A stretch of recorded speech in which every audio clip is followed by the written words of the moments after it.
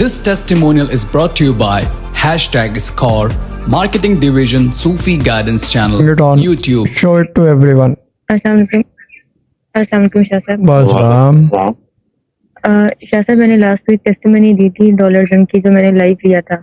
तो उसके बाद आपने मुझसे पूछा था कि क्या मैंने अगेन लिया था, तो मैंने नहीं लिया था। फिर आपने कहा था कि आपने नहीं लेना, और ये जो अब जो शो होगा इसमें आपने अगेन आना है, तो इसीलिए फिर मैंने कॉल की है।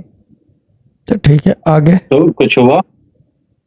जी, मुझे इस वीक में ये हुआ था कि मतलब पैसे चाहिए थे मुझे, वो भी सिचुएशन इस तरह की बनी थी, किसी और के लिए चाहिए थे। तो फिर मैंने भाई से मांगे थे, तो और जिस काम के लिए मांगे थे वो काम भी नहीं हुआ, लेकिन पैसे मेरे पास हैं और मैंने उसको भी रिटर्न नहीं किए। ये हुआ है जो डिफरेंट हुआ है, बाकी तो अकाउंट डिटेल दे दो ड्रामा क्वीन जैसे था वैसे वैसे था। पैसे पड़े हुए अच्छे नहीं लगते किसी के जी। पास, किसी के साथ।